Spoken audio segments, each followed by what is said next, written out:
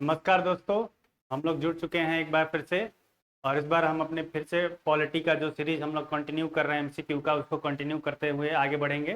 ठीक है, और इस बार कुछ डिफरेंट टॉपिक हमने उठाया है। आप देख सकते हैं ऊपर भारत संघ एवं उनके राज्य क्षेत्र से संबंधित प्रश्न।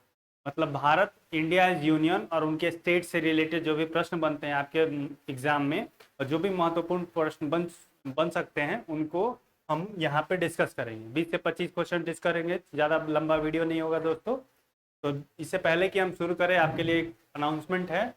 जल्द ही यानी 22 तारीख को बृहस्पतिवार के दिन आपके लिए एक बायोलॉजी का बैच स्टार्ट किया जा रहा है, जो कि सारे वनडे एग्जामिनेशंस को कवर करेगा। जो भी एग्जाम्स वनडे में होते हैं जिसमें बायोलॉजी पूछी जाती है, खासकर तौर पर साइंस पूछी जाती है, जिसमें भी साइंस आता है उसमें बायोलॉजी का बड़ा क्रिटिकल रोल रहता है।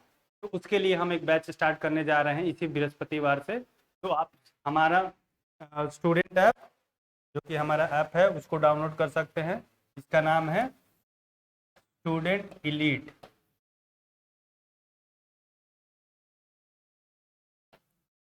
ठीक है, स्टूडेंट इलीट नाम का ऐप है हमारे पास।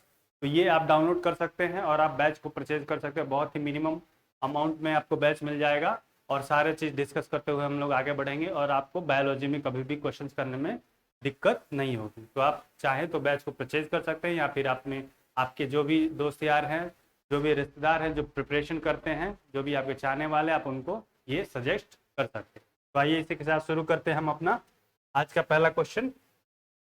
ठीक है, आज का पहला क्वेश्चन है हमारे पास कि संविधान के प्रथम अनुच्छेद के अनुसार भारत है।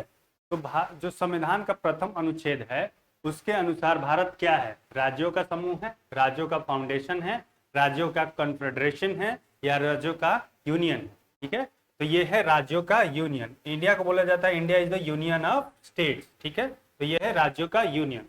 समूह नहीं है, फाउंडेशन नहीं है, कॉन्फेडरेशन नहीं है। ठीक है, भारत क्या है? राज्यों का यूनियन है। दूसरा क्वेश्चन है, संविधान में हमारे राष्ट्र का उल्लेख किस या किन नामों से किया गया है? तो भारत को हमारे संविधान में किस किस नामों से जाना जाता है? आपको पता होगा हमारे देश के बहुत सारे नाम हैं, लेकिन officially as per as constitution हमारे जो जो इंडिया है उसको, भारत को भारत दैट इज इंडिया कह के पुकारा जाता है। ठीक है, भारत, हिंदुस्तान ये तो बोलचाल वाली भाषाएं हैं। ठीक है, लेकिन भारत दैट इज इंडिया ये हमारे संविधान में लिखा हुआ। नए राज्यों के गठन की शक्ति निहित है। तो जो नए राज्य बनाए जाते हैं, जैसे हाल फिलहाल में सबसे नया राज्य कौन बना है, आप कमेंट सेक्शन में लिख के जरूर बताइएगा।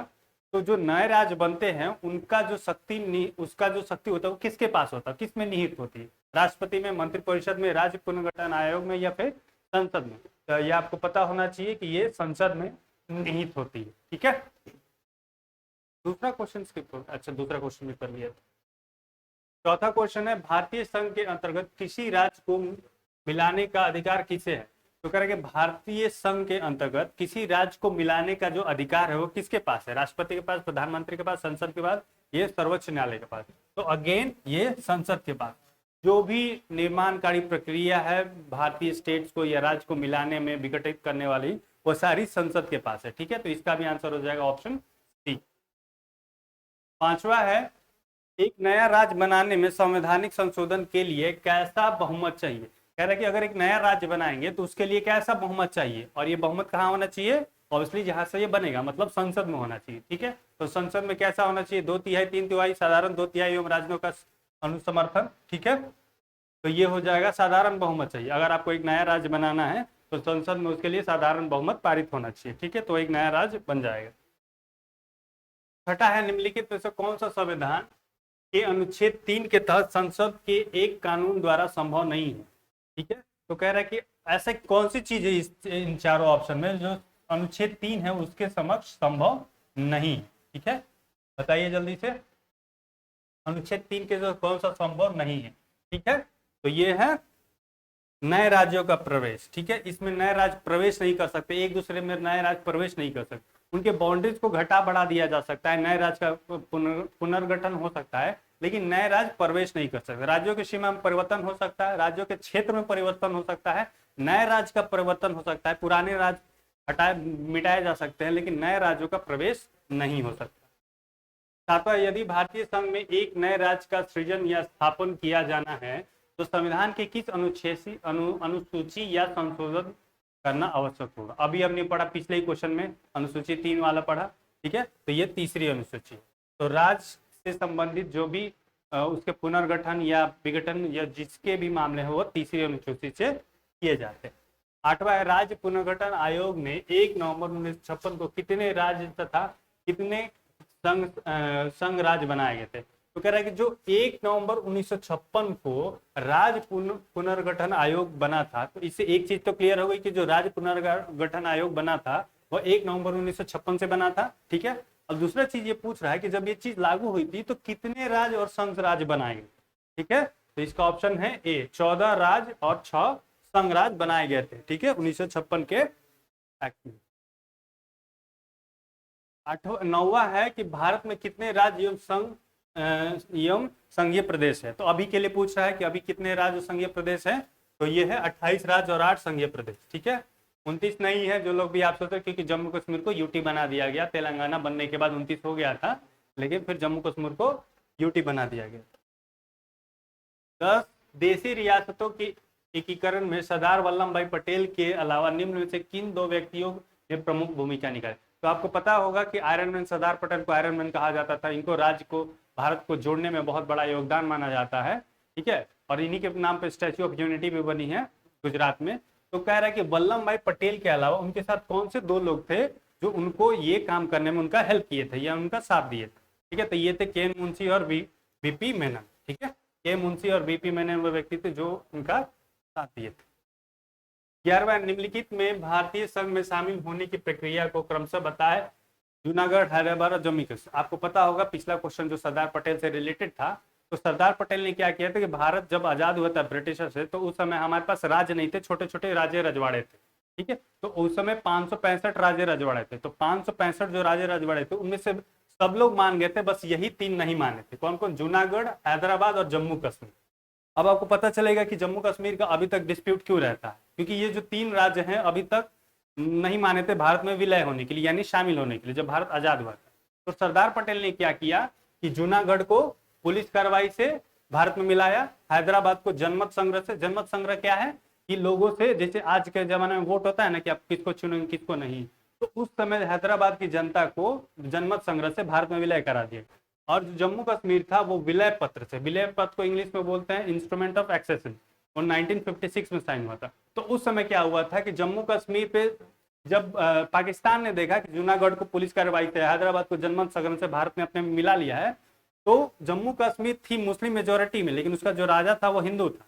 तो पाकिस्तान ने क्या सोचा कि ये 2 तो हमारे हाथ से निकल गए, अब जम्मू कश्मीर ही बचा है, तो उसने जम्मू कश्मीर पे आक्रमण कर दिया। तो फिर यहाँ के जो राजा थे, राजा हरि सिंह, उन्होंने भारत के प्रधानमंत्री जवाहरलाल नेहरू से हेल्प मांगी, तो फिर भारत ने अपनी आर्मी भेजी। उसके बाद तो विलय पत्र साइन करके वो भारत में मिल गए थे। इसीलिए अभी तक ये डिस्प्यूट चलता रहता है, ठीक है। पाकिस्तान कहता है हमारा है, भारत कहता है कि हमारा है ऑन पेपर। तो इसका आंसर है हैदराबाद को पुलिस कार्रवाई, जूनागढ़ को पुलिस कार्रवाई, हैदराबाद को जनमत संग्रह से, और जम्मू कश्मीर को विलय पत्र से भारत में शामिल किया गया।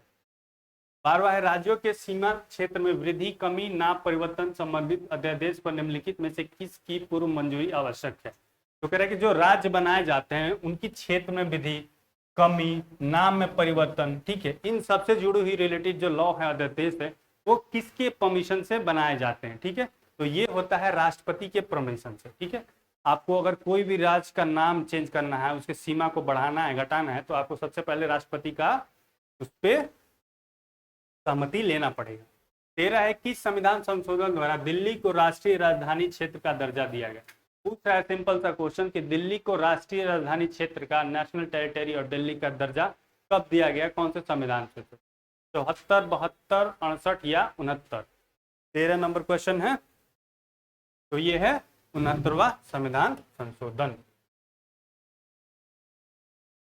14 नंबर है, नीचे दिए गए राज्यों को भारत संघ के संपूर्ण राज्य का दर्जा प्राप्त होने का सही कालानुक्रम कौन सा है? मतलब कौन सा सही वो अनुक्रम, मतलब एक किसके बाद कौन से, मतलब इसको डिसेंडिंग ऑर्डर में, असेंडिंग ऑर्डर में चलना है कि पहले कौन हुआ, उसके बाद कौन हुआ, उसके बाद कौन हुआ, उसके बाद कौन, ठीक है। तो इन सभी राज्यों में सबसे पहले किसको राज्य का दर्जा मिला, ठीक है, उस अनुसार फिर बाद में किसको मिला, सबसे आखिरी में किसको मिला, उसके अनुसार ये आपको मैच करना है, ठीक है।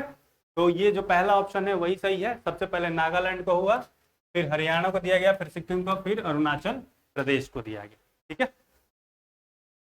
15 नंबर में सिक्किम भारत का एक संबंध राज्य सह राज्य बनाया गया था। ठीक है। तो कहते हैं सिक्किम कब भारत का एक सह राज्य या संबंध राज्य बनाया गया था। ठीक है। तो ये 35वां संविधान संशोधन के द्वारा बनाया गया। ठीक है।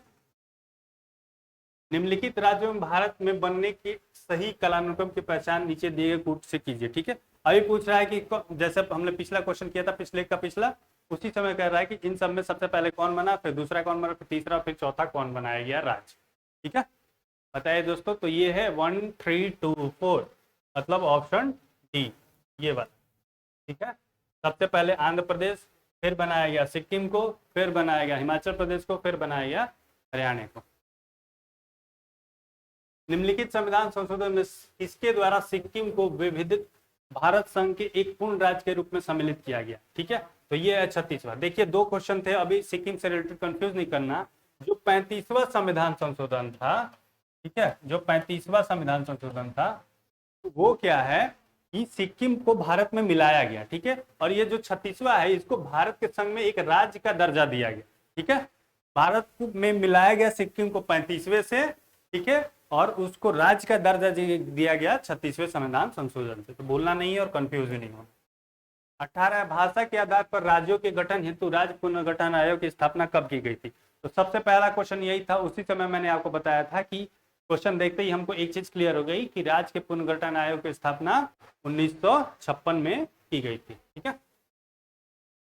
19 नंबर है क्वेश्चन हमारे पास। भारत में राज्य पुनर्गठन आयोग की संस्कृति के आधार पे राज्यों का पुनर्गठन किस वर्ष किया गया था। तो अगेन 1956 ही इसका आंसर है। सिंपल सा था।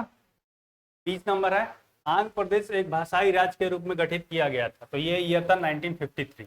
देखिए एक चीज आपको बताते हैं, ये था ईयर 1953। तो क्या हुआ कि जब भारत का इंडिपेंडेंस हो गया तो सभी राज्य जो थे, सबसे पहले आंध्र प्रदेश की मांग हुई कि भाषा के आधार पर भी राज्य को बनाया गया। तो सरकार ने नकार दिया। बहुत सारी कमेटी बनी, 2-3 कमेटियां बनी, सबने नकार दी। लास्ट में एक राज्य पुनर्गठन आयोग बनता है 1956 के नाम पे, और उसने भाषा के आधार पर राज्यों को बनाया। लेकिन उसने ये भी कहा कि एडमिनिस्ट्रेशन देखना चाहिए, अगर भाषा के आधार पर ही बनाने जाएंगे तो भारत में तो अनेकों भाषाएं हैं, तो फिर ये तो टूटता ही जाएगा और बढ़ता ही जाएगा। ठीक है। तो सबसे पहला राज्य था 1953 में आंध्र प्रदेश बना था। एक व्यक्ति थे, ठीक है, वो क्या किए थे, फास्ट ऑन टू दिस, मतलब कि वो उनका मानना था कि जब तक आंध्र प्रदेश को एक भाषा के आधार पर राज्य नहीं बनाया दिया जाएगा तब तक वो अनशन पर बैठ गए, भूख अनशन पे। ठीक है। वो ना कुछ खाना पीना खाते थे, ऐसे अनशन पर बैठ गए थे, और लास्ट में जाके उनकी मृत्यु हो गई थी, जिसकी वजह से बहुत सारा हंगामा और हुआ हुआ था, जिसकी वजह से सेंटर ने मान लिया कि हाँ चलिए आंध्र प्रदेश को एक भाषा के आधार पर राज्य बना दिया जाए। 21वां क्वेश्चन है हमारे पास। निम्नलिखित में से किस राज्य को केंद्र सरकार द्वारा विशेष श्रेणी दर्जा, मतलब SCS, कभी प्रदान नहीं किया गया है। तो पूछ रहा है इनमें से कौन सा वो राज्य है जिसको कभी भी एक स्पेशल स्टेटस नहीं दिया गया है, स्पेशल राज्य का दर्जा नहीं गया। आप सब न्यूज में सुनते होंगे कि बिहार हमेशा मांगते रहता है कि हमको न्यूज स्पेशल स्टेटस का दर्जा दीजिए, विशेष राज्य का दर्जा, तो अभी तक उसको नहीं दिया गया, बाकी सबको दिया गया।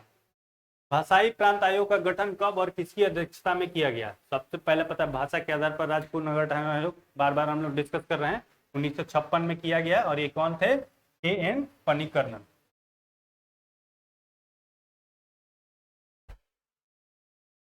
तेईसवा है 1969 में 5वें वित्त आयोग ने गडगिल फार्मूला के तहत पहली बार 3 राज्यों को विशेष राज्य का दर्जा दी। ये 3 राज्य कौन सा थे। तो कह रहे हैं कि पहली बार जो 3 राज्य थे गडगिल फार्मूला, इससे एक चीज और क्या वो होता है कि गडगिल फार्मूला के तहत पहली बार विशेष राज्यों को दर्जा दिया गया। कितने राज्यों को, 3 राज्यों को। ठीक है। तो वही पूछ रहा है कि ये 3 राज्य कौन कौन से थे। ये गडगिल फार्मूला के तहत 3 राज्य को विशेष राज्य का दर्जा दिया कब, 1969 में। ठीक है। 3-4 क्वेश्चन एक ही क्वेश्चन में। 1969 में गडगिल फार्मूला के तहत 3 राज्य को पहली बार विशेष राज्य का दर्जा दिया गया, और वो कौन थे, बताइए। असम, हिमाचल और उत्तराखंड। क्या ये है क्या, मिजोरम, सिक्किम और त्रिपुरा, असम, नागालैंड और जम्मू कश्मीर, अरुणाचल, मणिपुर और मेघालय। इसका आंसर है सी, असम, नागालैंड और जम्मू कश्मीर। 24 नंबर प्रश्न हमारे पास आखिरी प्रश्न है। ठीक है। 24 नंबर प्रश्न कह रहा है कि भारत का 28वां राज्य निम्नलिखित में से किस राज्य का हिस्सा था। तो थोड़ा सा घुमाया हुआ है, आप फिर भी इसको कर पाएंगे। पूछ रहा है कि भारत का जो 28वां राज्य बना है, ठीक है, तो वो किसका पार्ट था, पहले वो किसका पार्ट था। तो ये बताइए 28वां राज्य कौन है, तो ऑब्वियसली ये है तेलंगाना। ठीक है, तेलंगाना है, तो ये किसका पार्ट था, ये थे पार्ट आंध्र प्रदेश का। ठीक है, तो इसका आंसर है ऑप्शन सी, आंध्र प्रदेश। इसी के साथ हमारा आई थिंक ये आखिरी क्वेश्चन था। हाँ, तो ये सीरीज खत्म होता है, ये वीडियो खत्म होता है, पॉलिटी वाला ऐसे कंटिन्यू चलता रहेगा। अगर आप कुछ और भी सेक्शंस में वीडियो देखना चाहते हैं, आप कमेंट में लिख के जरूर बताइएगा। और एक बार फिर से आपको याद दिला दूं कि 22 तारीख यानी बृहस्पतिवार से हम आपके लिए लेकर आ रहे हैं एक नया बैच, जो कि लाइव बैच होगा। बायोलॉजी के लिए जितने भी वनडे एग्जामिनेशन हैं उस सारे को कवर करेगा, चाहे रेलवे हो, डिफेंस हो, अग्निवीर में हो, सीडीएस का हो, एनडीए का हो, एफकैट का हो, सीपीओ का हो, बिहार पुलिस का हो, इवन बिहार दरोगा का हो, जितने भी वनडे एग्जामिनेशन हो वो सबको टारगेट करके लाया जाएगा आपके लिए बहुत ही मिनिमम प्राइस में। तो आप जाके हमारे स्टूडेंट एलिट, जो शुरू में भी मैंने लिखा था,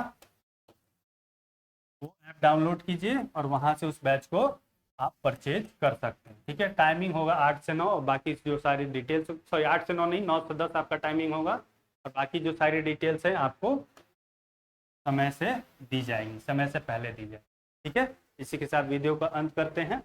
आपका बहुत बहुत धन्यवाद।